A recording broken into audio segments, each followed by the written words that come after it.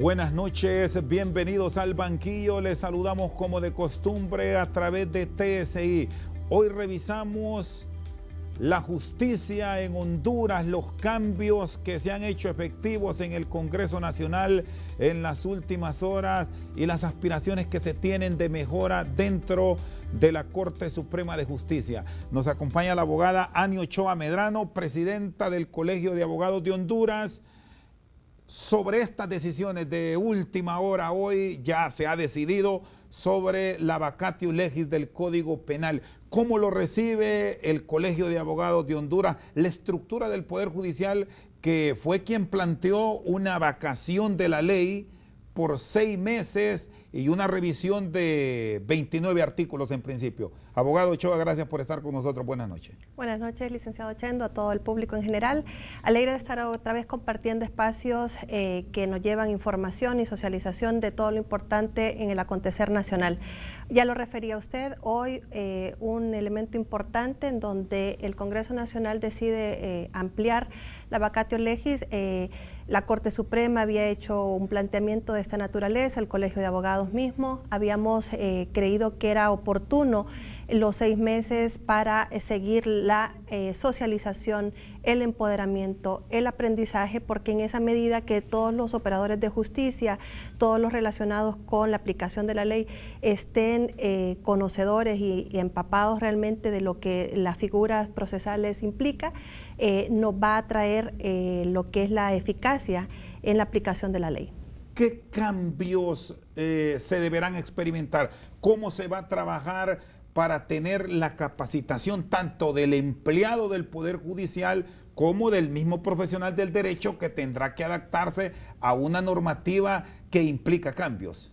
Así es, yo creo que es importante desde la institucionalidad, por ejemplo, el Ministerio Público, la Corte Suprema de Justicia, a través de sus escuelas de formación, están y han estado preparando toda la metodología necesaria para que a los funcionarios les puedan dar la capacitación idónea.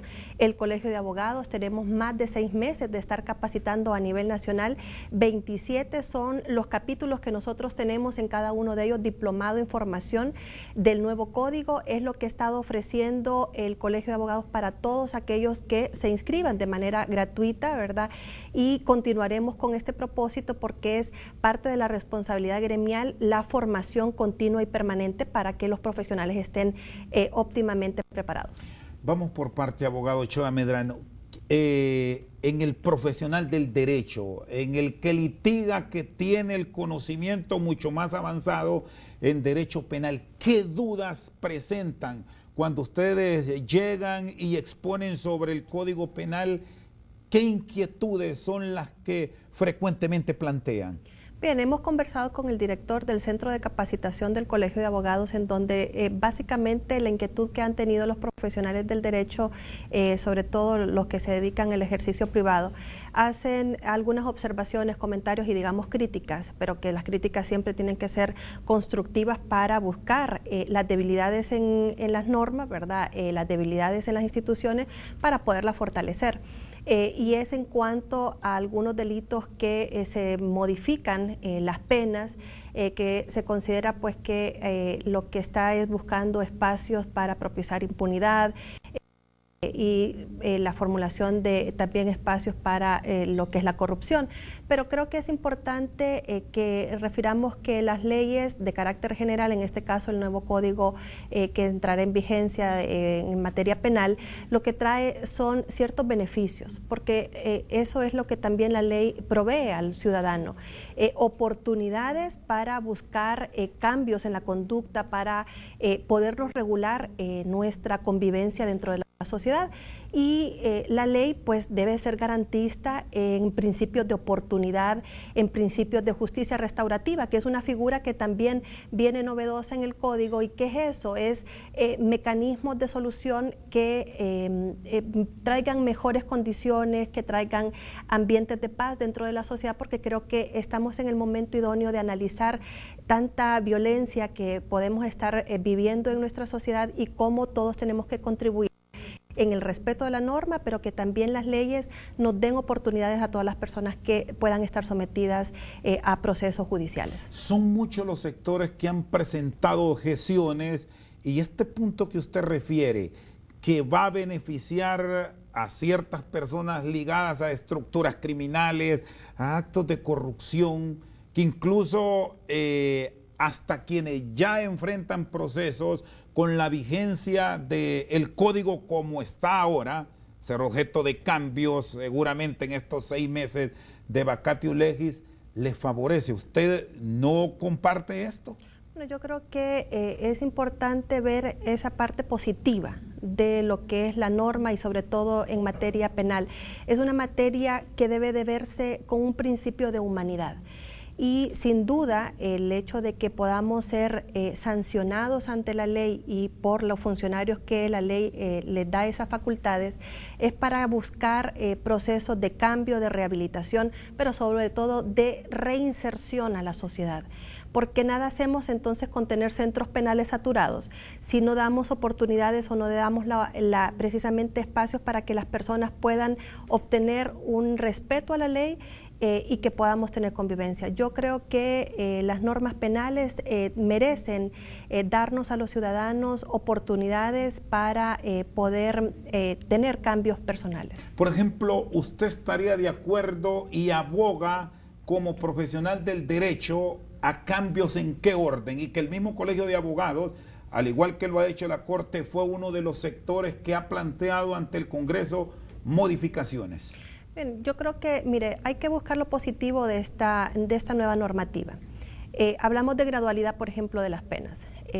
Todos los operadores de justicia, los abogados en el ejercicio privado, sabemos de repente algunas leyes han sido realmente, digamos, severas.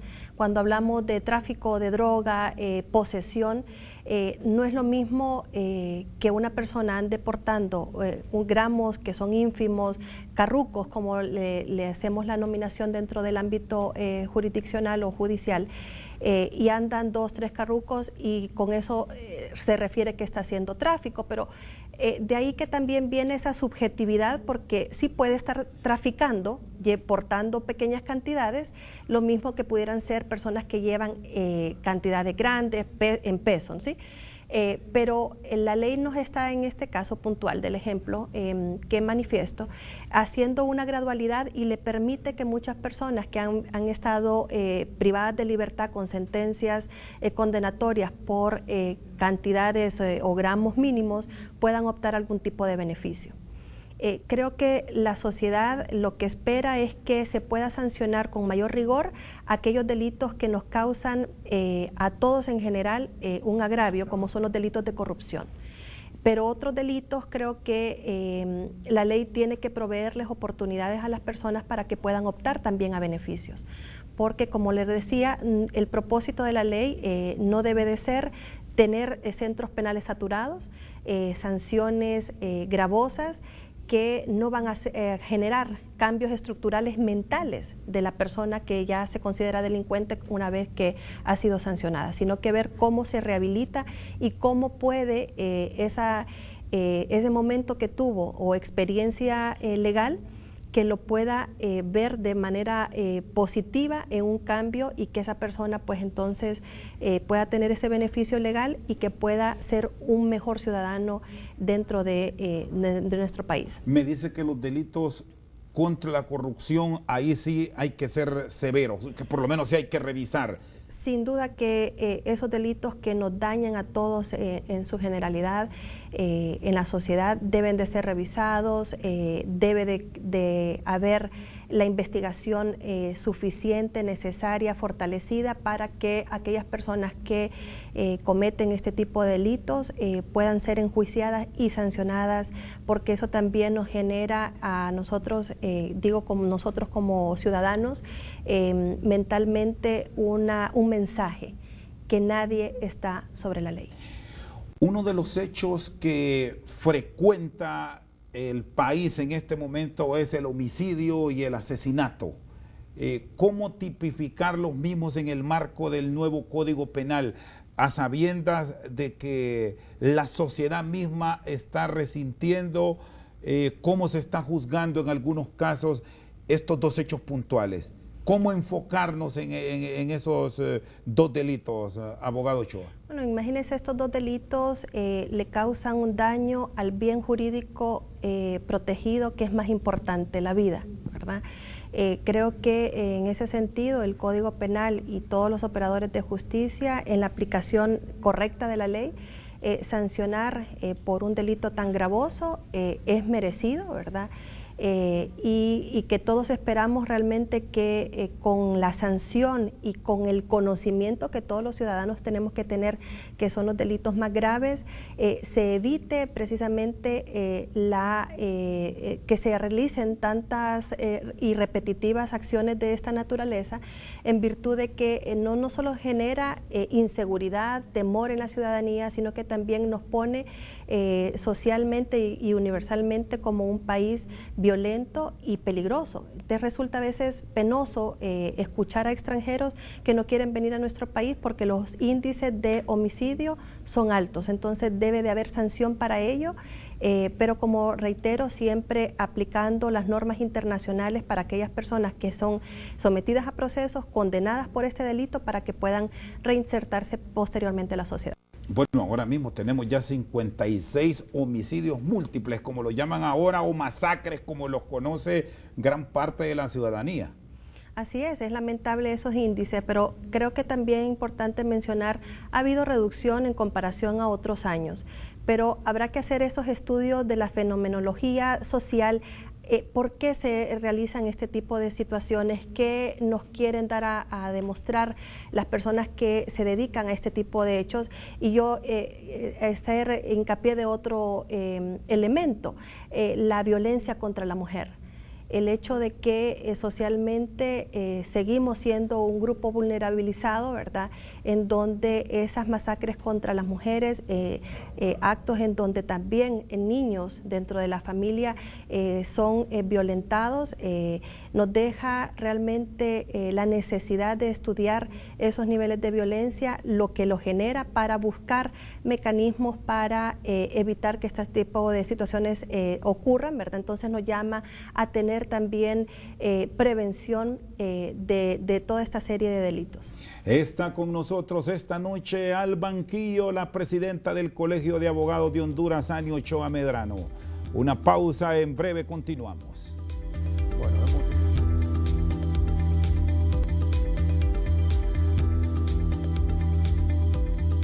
seguimos esta noche al banquillo con la presidenta del Colegio de Abogados de Honduras. Me habla del tema de la mujer vulnerable, expuesta. ¿Qué van a demandar? ¿Qué van a pedir en el marco de estas revisiones?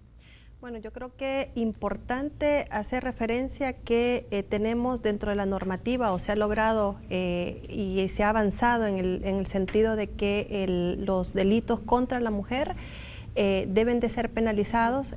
Ya decíamos que las penas, cuando son gravosas, tienen que tener el propósito también de rehabilitación, pero tienen que tener el propósito de hacer connotar dentro de la sociedad que los delitos contra la mujer deben de investigarse, deben de perseguirse y sobre todo deben de sancionarse, y no puede quedar impune los delitos contra o por el género, ¿verdad? Que es algo abominable, como le refería. Se ha visto un índice bastante aumentado, ¿verdad?, delitos contra la mujer a razón del género. Las organizaciones femeninas, siempre beligerantes, están y seguirán luchando, o deberemos de seguir luchando, porque no se invisibilice la violencia contra la mujer. Aun y cuando muchos estudiosos siempre plantean que no es cuestión de condenar a una persona a 30 años, a 25 años, o como ahora presenta acciones del Ministerio Público, que escuchamos sentencias de hasta 100, 90, 80, 70 años, que al final eso no va a pasar de los 30 años, como ya se establece, debe estar privada de libertad una persona, que eso no ayuda en nada, sino que hay que ir más allá y atacar otro tipo de factores, abogado Ochoa. Así es, las políticas del Estado en cuanto a la prevención deben de ir encaminadas precisamente en cambiar las estructuras mentales, las conductas y los comportamientos de los ciudadanos en general. En ese sentido, creo que el Estado de repente tiene deudas grandes con la sociedad, porque tenemos que formar desde los niños, ¿verdad? Los jóvenes es importante trabajar en el tema de prevención, en cultura de paz y también en salud mental, porque el hecho de que las sociedades son cambiantes, lo convulsionado de la sociedad, analizar la violencia, nos implica entonces que también tenemos que buscar mecanismos para que las incidencias puedan disminuir y también así disminuyan los peligros y las amenazas dentro de la sociedad. ¿Por qué se está fallando tanto en la estructura penitenciaria? ¿Cuál es el análisis que hacen ustedes como profesionales del derecho? Porque se exponen, incluso tienen ese contacto casi a diario el penalista con su defendido. ¿Dónde radica desde su óptica ese fallo que sigue sin poderlo controlar el Estado, primero con la policía preventiva, luego con una policía penitenciaria, ahora han recurrido a un ente combinado que fusina? Bueno, yo precisamente en estos días con reuniones con la directora del INP y otros operadores de justicia a través de la Comisión Interinstitucional, hemos hecho algunos análisis. Ellos nos han mostrado estadísticas de cómo han bajado, por ejemplo, los niveles de violencia con el cierre del Centro Penal de San Pedro Sula, que fue hace 2 años aproximadamente. Bajaron niveles también de criminalidad. El esfuerzo tiene que ser continuo y permanente para tener niveles de control desde los centros penales, porque es un secreto a voces que desde los centros penales de repente la corrupción lleva las amenazas, lleva todas estas situaciones que se organiza el crimen para poder desde adentro a veces dirigir muchas acciones.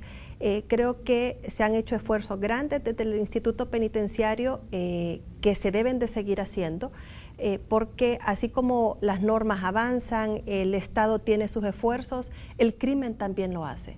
O las personas que están dentro de los grupos criminales también avanzan, también se fortalecen, buscan y se migran las formas de cometer delito. Entonces, es un trabajo continuo y permanente de los operadores de justicia y buscar precisamente mecanismos que nos lleven a limitar ese crecimiento de la criminalidad. ¿Ha funcionado desde su punto de vista estas cárceles de máxima seguridad o hay que ir más allá y aplicar métodos mucho más rigurosos? Bueno, yo creo que las cárceles de máxima seguridad son solamente una herramienta para poder tener control de las personas que están privadas de libertad y también referíamos de estos niveles de violencia o de criminalidad, siempre respetando lo que marcan los principios universales en cuanto a cómo debe de llevarse la administración de estos centros penales y que sean garantistas. Pero creo que el hecho de que tengan o que existan nuevos centros penales con seguridad, pero que también les provean de derechos humanos a los privados de libertad, debe de ser y deberá ser siguiendo de que el Estado busque mecanismos de estos controles. Pero vea, se han construido 3 centros de máxima seguridad y tenemos problemas de que están saturados. Hay hacinamiento, porque quiere decir que los niveles también de investigación, de enjuiciamiento, están dando cierto resultado. Yo creo que hay que ser justos y referir. La investigación tiene debilidades, pero ha mejorado. El Poder Judicial, a través de sus jueces y magistrados, están haciendo el trabajo correspondiente en cuanto a hacer el seguimiento de los casos en los plazos que corresponde, pero la población crece. Las amenazas crecen, entonces eso ha implicado la necesidad quizás de más centros para proveerles de los derechos que también las personas están sometidas a los procesos. Abogado Cho, algunos países han experimentado procesos de privatizar cárceles. ¿Estamos preparados para eso en Honduras, en dejar ciertos sitios puntuales para que un operador externo o incluso puede ser local pero privado tome el control de cárceles como ya en su momento lo propuso Israel? Bueno, yo creo que esas han sido propuestas que son como las olas, vienen y van dentro de las administraciones. Los análisis hay que hacerlos siempre adecuados a nuestras realidades, porque el ejercicio de propuestas o de planteamientos que se han realizado en otros países, porque hayan sido satisfactorios y eficaces en ellos, no quiere decir que en nuestro país se va a lograr también tener una satisfacción en la administración privada de los centros penales. Eso implica costos, ¿verdad?, altos, y creo que hay que analizarlos, pero sin duda también puede dar la garantía muchas veces de que la corrupción puede disminuir dentro de los centros penales, que puede haber mayor seguridad y mayor garantía para las personas, como digo, que están privadas de libertad. No soy renuente a los cambios, creo que precisamente tiene que hacerse estudio y análisis para ver si esas propuestas de la globalización y de la modernidad podemos aplicarlas en este tema importante de los centros penitenciarios. ¿Cómo valora el papel de los defensores de derechos humanos en esta área? Porque siempre le genera mucha crítica de un sector de la sociedad por el papel que asumen cuando se presentan estos cambios y esta reestructuración dentro de la estructura penitenciaria del país. Mire que esta es una labor bien incomprendida a veces de los defensores de derechos humanos, porque dice la ciudadanía, ellos están defendiendo a los delincuentes, tiene más derecho un delincuente que el operador de justicia, llámese policía, llámese fiscal, llámese juez, pero este tema de lo que es la parte penal es un tema humano, es un tema sensible, y hay que tener, además de la garantía de los derechos, un poco de empatía. Por ejemplo, cuando yo sirvo la clase de procesal penal, yo le digo a los alumnos, el tema penal es un tema de derechos humanos. Entonces hay que verlo con empatía, porque nosotros no estamos exentos de que pueda ocurrirnos una situación que nos lleve a ser procesados. Y cuando eso ocurra, entonces vamos a necesitar que la ley nos proteja y que nos garantice el debido proceso. Pero eso solo ocurre como que nos ocurra a nosotros, ¿verdad? O sea, que nos pase a nosotros. Pero cuando es de otro ser humano que está ahí siendo procesado y podrá ser el peor de los delincuentes, esa persona también tiene derechos. Y quien los defiende es precisamente el defensor de derechos humanos o un abogado. Pero en nuestro país, ser abogado, defensor de una persona que tiene un proceso penal, también lo está involucrando en la comisión de delitos, porque dicen, ese defensor, ese también es delincuente. Y más bien se ha tildado y hemos sentido dentro del gremio que se está satanizando a todos los abogados que defienden a las personas que tienen conflicto con la ley. Y ese no es más que la garantía constitucional al derecho a la defensa, y que ellos están haciendo valer el principio de inocencia. Así es que yo creo que nos hace falta la sensibilidad para entender que es una labor que desarrollan, que lo único que se pretende es que se le garantice los derechos a la persona que está sometida a los procesos. Está con nosotros esta noche al banquillo la presidenta del Colegio de Abogados de Honduras, Ani Ochoa Medrano. Una pausa, en breve continuamos.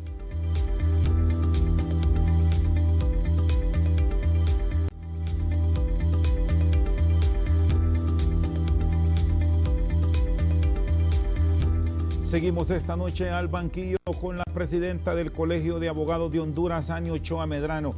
¿Qué protección o qué apoyo le dan al profesional del derecho, especialista en derecho penal que se expone? Hay incluso una ley, ¿se está cumpliendo? Bueno, tenemos una ley que protege precisamente a ustedes como periodistas, a los comunicadores sociales, a los defensores de derechos humanos y a los abogados y operadores de justicia.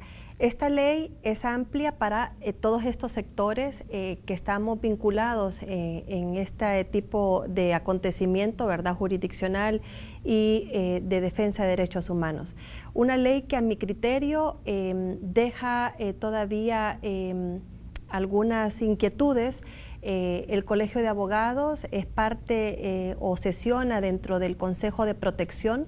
Hemos tenido algunas solicitudes de profesionales del derecho que han sido denegadas en cuanto a la solicitud de medidas de protección. Entonces ahí es donde decimos que todavía se necesita fortalecer los mecanismos de protección para los profesionales. Imagínese una ley con islas. Imagínese un abogado, como usted dice, en materia penal, y no quiere decir que los abogados que están bien luchando por derechos laborales, civiles, no tienen riesgos o peligros. Claro que los tienen, claro que pueden ser amenazados, pero aumenta esa peligrosidad aquellos profesionales en materia penal. Y estas islas o estas lagunas o estas interpretaciones erróneas de la ley pueden cobrar y han cobrado vidas de profesionales del derecho que antes han presentado denuncias, que no se les dio protección y que lamentablemente hoy son una cifra más que se lleva dentro de los gremios por haber perdido la vida en la ausencia de la protección. ¿Y qué argumentan estos mecanismos de protección para negarle a un abogado, en este caso, que no se le puede brindar esa seguridad que reclama con urgencia ante hechos de amenazas directas que reciben? Bueno, la respuesta que se nos ha brindado a través de las solicitudes que gira el Colegio de Abogados, en donde con esfuerzos y con apoyo inclusive de organismos internacionales hemos creado una unidad para recepción de denuncias, una unidad de evaluación de riesgo, pero servimos como un canal con estas instituciones del Estado. Nos hacen respuesta de que el profesional del derecho en el ejercicio privado no es defensor de derechos humanos, y de ahí que nosotros hemos tenido los acercamientos con representantes del Alto Comisionado de Derechos Humanos, con el mismo Comisionado de Derechos Humanos, también con la MASIC, en donde el análisis de esta ley en su articulado hace referencia que es al profesional del derecho, y el profesional del derecho que decía antes, lleva un juicio en materia laboral, está defendiendo derechos humanos, porque los derechos son de primera, segunda y tercera generación. Dentro de ellos están los económicos, los políticos, los sociales, culturales, etcétera. Y para poder ejercer esa garantía de la ley, a través de los procesos, los abogados exigen la aplicación de derechos humanos laborales, civiles, penales, etcétera.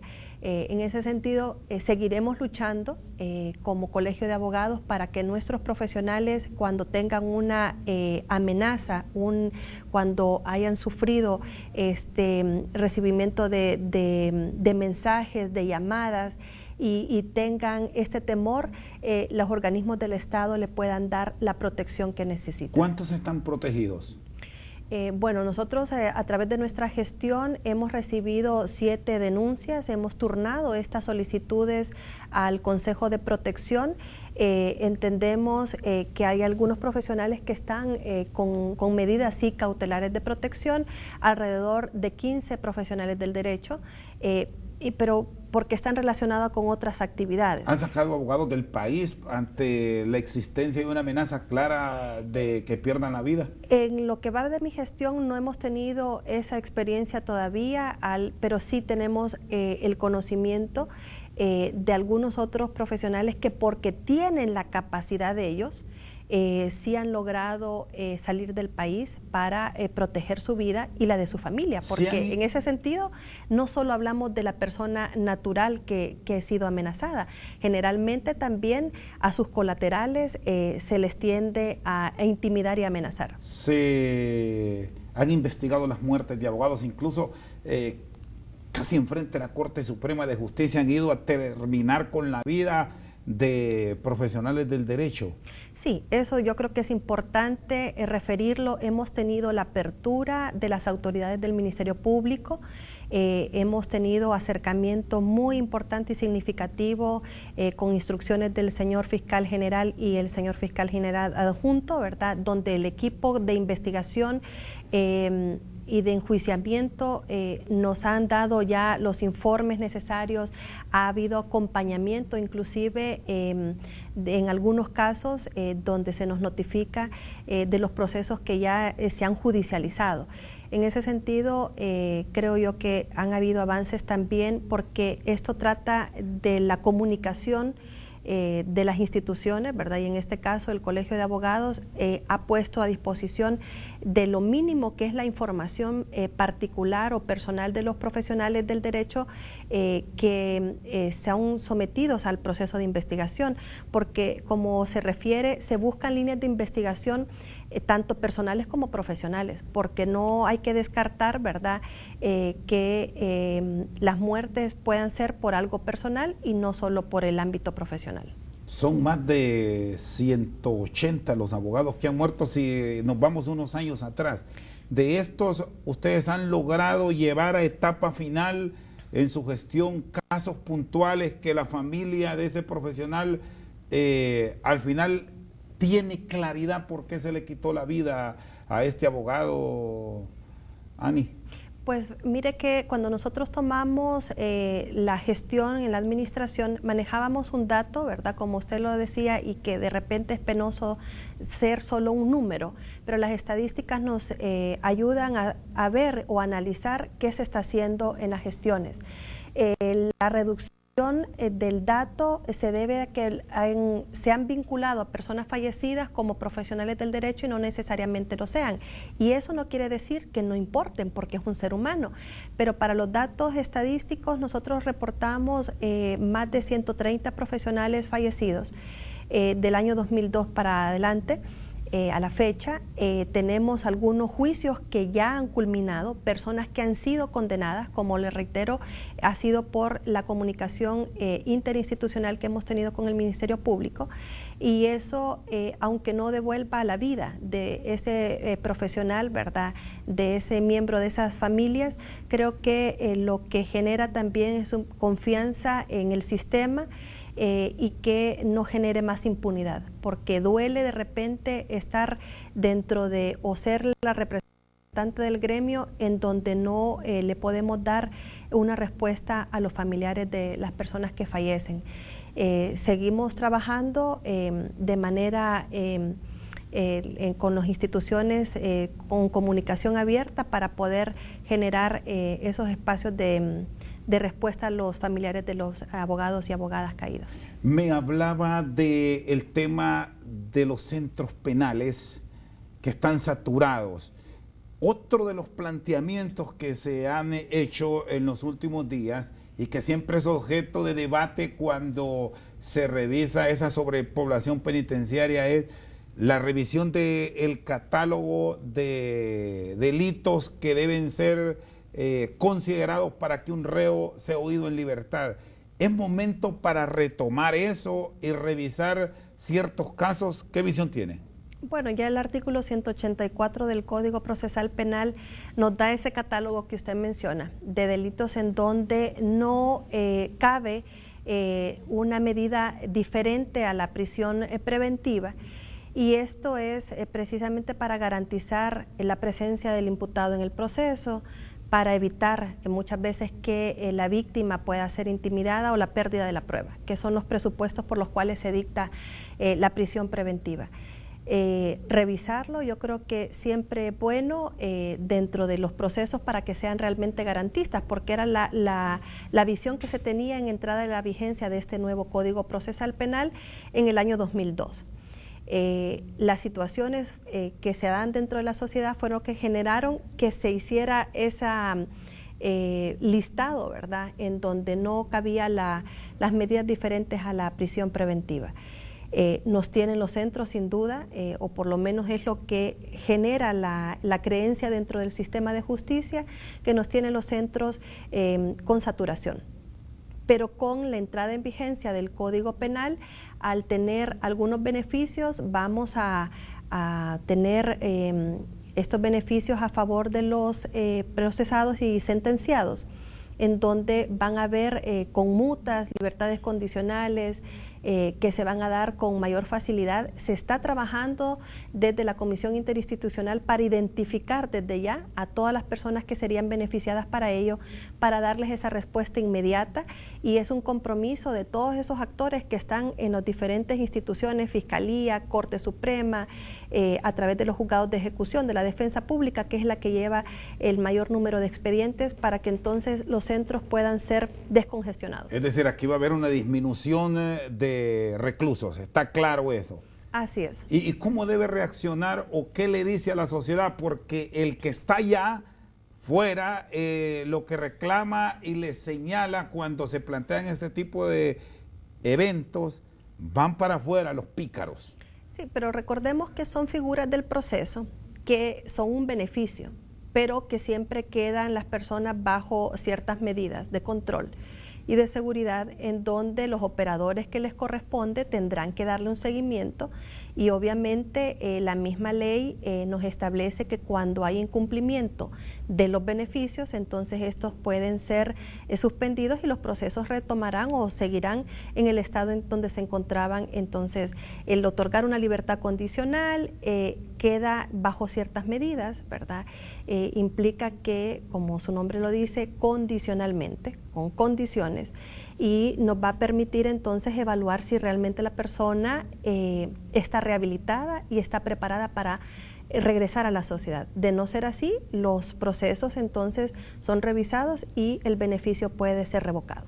Con nosotros esta noche al banquillo la abogada Ani Ochoa Medrano. Una pausa, en breve continuamos.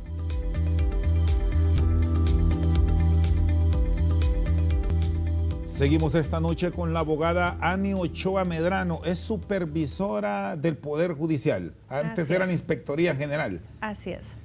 ¿Cómo esperan llevar la capacitación para los jueces? Es una de las peticiones que se hizo en el marco de esta vacatio legis del Código Penal. El presidente de la Corte Suprema ha sido un funcionario sumamente comprometido con los temas de capacitación y de formación, y creo que en este momento pues ya lo que es la Escuela Judicial tiene ya toda su programación para capacitar a nivel nacional. Se ha estado haciendo desde el centro de capacitación, ¿verdad?, la Escuela Judicial, para que todos los operadores de justicia internos puedan estar debidamente capacitados. Inclusive hacen capacitaciones conjuntas con otros operadores por el intercambio de los criterios, y eso es importante referir. Seguimos comprometidos con ello porque en esa medida decimos va a ser eficiente la labor de todos los operadores de justicia relacionados en esta materia, ¿verdad? Y las réplicas se hacen a nivel nacional. ¿Qué tanto se ha avanzado? Porque del Congreso hemos oído que han tenido un tiempo adecuado para estudiar el código, para empaparse, porque incluso muchos profesionales del derecho participaron al momento de la discusión. Sí, la Corte Suprema, como reitero, tiene desde la Escuela Judicial capacitación continua y permanente a todos los funcionarios, y creo que los 6 meses servirán para completar todas aquellas debilidades que se puedan tener, para que al inicio de la entrada en vigencia del código pues todos estén debidamente preparados. Y esto sobre todo porque el Poder Judicial está renovando constantemente el personal, recientemente nombrados toda una serie de profesionales en materia general, ¿verdad? También muchos profesionales en juzgados de paz, juzgados de letras, tribunales de sentencias, cortes de apelaciones, entraron por concurso público. Eso nos indica que son personas también comprometidas y con estudios y con la capacidad necesaria, pero nunca está de más seguirse formando y capacitando, ¿verdad? Porque es parte del acontecer del Poder Judicial tener a los mejores profesionales del derecho al servicio de la ciudadanía. ¿Tiempo suficiente para estar listos a mayo? Esto se lo consulto, abogada, porque el hondureño es dado a eso, que pide, pide, pide y pide. Son los 6 meses que ustedes pidieron el tiempo ideal. Bueno, yo creo que desde el Poder Judicial estaremos completamente listos y siempre comprometidos dentro de las funciones y las competencias que tiene cada uno de los operadores de justicia. Y si me dice, como Colegio de Abogados, seguimos formando y seguiremos trabajando para que todos los profesionales puedan estar debidamente capacitados. Importante es que también existe ese compromiso de ese profesional del derecho que asista a las capacitaciones para que pueda recibir la formación necesaria. Son 29 artículos que han pedido cambios, pueden extenderse a muchos otros. Recordemos que esta es una facultad que tiene la Corte Suprema de Justicia. El Pleno de Magistrados que preside el abogado Rolando Argueta ha presentado al Congreso Nacional precisamente la opinión al respecto, ¿verdad? Y seguirán haciéndose los análisis desde las competencias que tiene la Corte Suprema de Justicia. ¿Qué tanto avance se tendrá que delitos contra el honor ya son despenalizados? Que esa fue una petición, debemos decir, de asociación de medios de comunicación, de varios periodistas, y ese es uno de los cambios casi de consenso que va a ir. Bueno, recordemos que precisamente eso es lo importante en la sociedad, ¿verdad? Que existan los consensos a través de todas las instituciones que formamos parte de la sociedad civil, de las instituciones, porque en esa medida pues se puede garantizar que el Estado está generando espacios de garantía de derechos y se convierte en un Estado garantista. ¿Qué tanto se avanzó en la estructura de la justicia de Honduras ahora con jueces anticorrupción, con jueces especiales y con la extensión del aparato de justicia a zonas donde antes se desconocía de la existencia de incluso de juzgados de paz y había que ir al municipio grande, decimos, tierra adentro? Es un esfuerzo enorme que se ha hecho desde el Poder Judicial, en donde, bien como usted refiere, han habido aperturas de juzgados en donde no había, ¿verdad?, el incremento del personal al servicio de la ciudadanía, oficinas como antecedentes penales a nivel nacional, la formación, la contratación a través de concursos que nos genera realmente la transparencia que merece la ciudadanía, tener a profesionales con todas las cualidades óptimas para la aplicación de la justicia. Los avances han sido significativos, muy importantes, y se sigue trabajando desde la gestión que preside el abogado Argueta, ¿verdad?, con niveles de transparencia altos. La Corte Suprema ha sido galardonada precisamente por tener excelencia en la transparencia, en la rendición de cuentas, y desde mi gestión, por ejemplo, respetando los procesos internos disciplinarios para buscar que lo que es las personas que laboran en el Poder Judicial sean empleados, funcionarios de todas las categorías, sean las personas que tengan todas las cualidades, todas las competencias, siempre con el respeto a las normas internas y también a las normas externas de procedimiento y de garantía de contratación de personal. ¿Han sancionado jueces, personal de la Corte Suprema de Justicia por salirse de la línea? Sin duda es importante referir la supervisión general ahora, ¿verdad? Como usted bien decía antes, Inspectoría General, tenemos un nuevo reglamento, un reglamento que es garantista del debido proceso, pero que también le garantiza al ciudadano que considera, y a aquel profesional del derecho, que sus procesos no han sido bien llevados, respetados, de acuerdo a lo que establece las normas de procedimiento, ha generado investigaciones en donde han culminado, digamos, lamentablemente, ¿verdad?, con sanciones, con suspensiones, con multas y algunos despidos. Y decimos lamentablemente porque de repente no es lo que se busca. ¿Cuántos se han ido por eso? Bueno, según los registros, creo que el año pasado ha habido 34 cancelaciones. Ahorita un tanto similar los procesos de investigación. ¿Cuál es la denuncia común? ¿Por qué? Retardo de justicia es una de las denuncias más comunes, pero referimos el personal también del Poder Judicial, yo creo que es importante referir, hace también esfuerzos grandes, ¿verdad? Las agendas a veces están bien saturadas, pero lo importante es referir a la ciudadanía que el Poder Judicial trabaja por la excelencia, y para eso seguimos directrices, ¿verdad?, dentro del plan estratégico del Poder Judicial para ser mejor cada día. ¿Cambió la justicia en Honduras con la llegada de la MASIC? ¿Debe continuar? ¿Qué opinión tiene?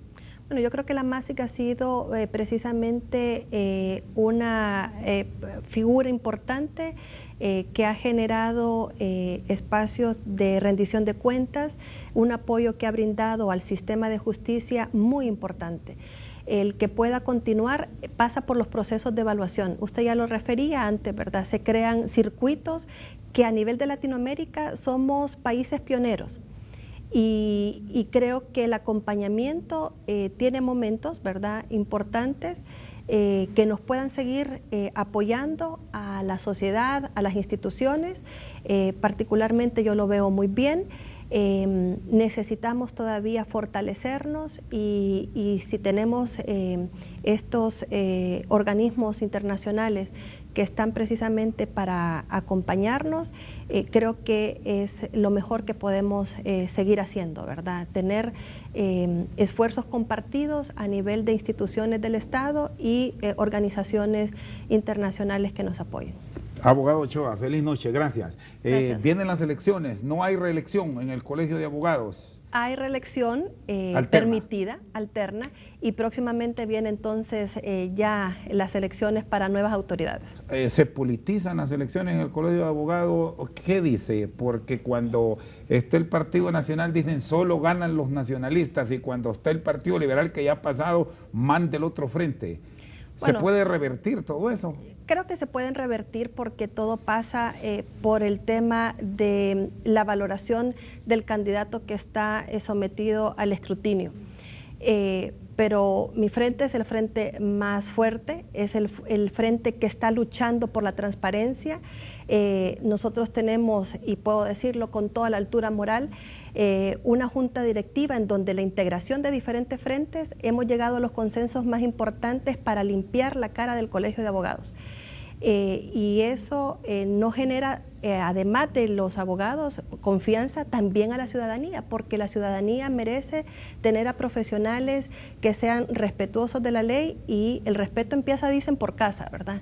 Así es que ojalá que las autoridades que vengan de repente continúen con las cosas positivas, así como hicimos los que estamos actualmente, ¿verdad? Las cosas buenas deben de continuar y las que todavía merecen o que necesitan mejorarse, enhorabuena que vengan con nuevas políticas, pero decimos siempre para adelante y para atrás, ni para agarrar impulso. Esta noche con nosotros al banquillo la presidenta del Colegio de Abogados de Honduras, Annie Ochoa Medrano. Por su sintonía, muchas gracias.